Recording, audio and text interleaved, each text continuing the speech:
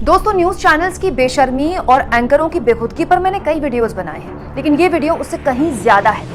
हमारे देश में सरकारें किसी की भी रही हो, एक नैतिक सहमति रही है सामाजिक तौर पर हमारे समाज में कि यौन शोषण, लड़कियों से छेड़छाड़, महिलाओं के साथ अभद्रता किसी भी हाल में किसी भी तरह से बर्दाश्त नहीं की जाती।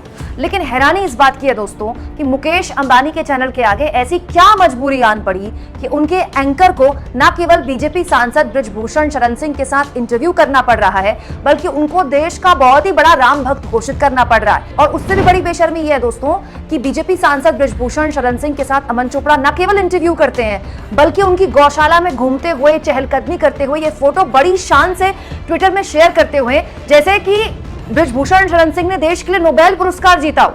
दोस्तों, हैरानी इस बात की है कि बृजभूषण शरण सिंह पर खुद उनकी सरकार आंखें तरेड़ चुकी है। दोस्तों, ज्यादा दिन पुरानी बात नहीं है जब इस आदमी की वजह से हमारी देश की बेटी को ऐलान करना पड़ा कि वो पहलवानी छोड़ती हैं। साक्षी मलिक ने ऐलान किया था। इसके अलावा बजरंग पूनिया ने अपना पद्म पुरस्कार लौटा दिया था। विनेश फोगाट ने अपना पुरस्कार लौटा दिया था। सिर्फ इस एक आदमी की अभद्रता और बेहुदगी की वजह से खुद मोदी सरकार को एक्शन लेना पड़ गया था और मोदी सरकार ने पूरी की पूरी रेसलिंग फेडरेशन को ही बर्खास्त कर दिया था और इसके सहयोगी को भी रास्ते से हटा दिया था। यानी कि सरकार भी मानती है कि बृजभूषण शरण सिंह और उसके सहयोगी के अंतर्गत फेडरेशन गलत तरह से काम कर रही थी। पूरी की पूरी सरकार जिस आदमी के खिलाफ है, उस आदमी को न केवल अमन चोपड़ा ने अपने शो में बहुत बड़ा राम भक्त घोषित करने की कोशिश की, कार सेवक घोषित करने की कोशिश की, बल्कि इस फोटो के जरिए बताने की कोशिश भी की कि गौ माता का कितनी सेवा करता है ये आदमी।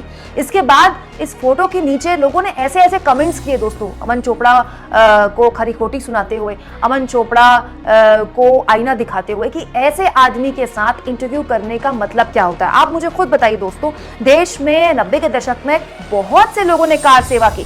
सिर्फ यूपी नहीं, देश के अलग अलग हिस्सों से वो लोग जुटे थे। लोगों की कमी पड़ गई थी क्या राम भक्तों की, कार सेवकों की इंटरव्यू करने के लिए कमी पड़ गई थी क्या कि मुकेश अंबानी के चैनल की यह स्थिति आ गई कि यौन शोषण के आरोपी के साथ इंटरव्यू करके ये साबित करना पड़ रहा है कि वो कितना बड़ा राम भक्त है, या फिर ये सब सोची समझी रणनीति के तहत लोकसभा चुनाव के लिए किया जा रहा है। सब जानते हैं कि बृजभूषण शरण सिंह कितना बाहुबली सांसद है और कितनी सीटों में यूपी में उसका प्रभाव है, इसीलिए शायद उसकी अपनी पार्टी ने इतने लांछन लगने के बाद भी उसे दरकिनार नहीं किया। दोस्तों, ये बात सही है कि बृजभूषण शरण सिंह पर कोई आरोप सिद्ध नहीं हुआ है, लेकिन ये भी बात सही है कि उस पर जो आरोप लगे हैं और जो केस उस पर चल रहा है, कोर्ट में अभी भी विचाराधीन है, वो बहुत ही गंभीर है। दोस्तों, इंडियन एक्सप्रेस को खुद देश की बेटियों ने इंटरव्यू में बताया था कि बृजभूषण शरण सिंह उन्हें कहां और कैसे कैसे छूता था। उसके बावजूद भी पूरे देश में यही आदमी मिला मुकेश अंबानी के चैनल को राम भक्त साबित करने के लिए, गौ भक्त साबित करने के लिए। आप खुद सोचिए दोस्तों, मुकेश अंबानी देश के सबसे रईस आदमियों में से एक है। माना कि न्यूज चैनल की टीआरपी की दौड़ की वजह से जहरीले एंकरों को रखना मजबूरी हो सकती है, लेकिन ऐसे आदमी का इंटरव्यू हद हो गई। दोस्तों, बृजभूषण शरण सिंह इतने महान है तो मुकेश अंबानी अपने बगल में खड़े करके कभी फोटो खिंचाएंगे उनके साथ?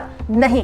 तो फिर अपने चैनल में इस आदमी को स्पेस देने का मतलब क्या है? क्या हमारी देश की बेटियों ने जो आरोप इस पर लगाए हैं उसको बौना करने की कोशिश की जा रही है और भगवान राम की आड़ में, गौ माता की आड़ में इसको कितना बड़ा भक्त दिखाने की कोशिश हो रही है? इससे बड़ी बेशर्मी कोई चैनल, कोई एंकर, कोई पत्रकार कर नहीं सकता। दोस्तों, आप इस मुद्दे पर क्या सोचते हैं? कमेंट बॉक्स में जरूर लिखें और जितना हो सके चैनल को शेयर करें, सब्सक्राइब करें और थैंक्स और ज्वाइन के ऑप्शन से अगर आप चाहें तो कुछ आर्थिक मदद भी चैनल की कर सकते हैं।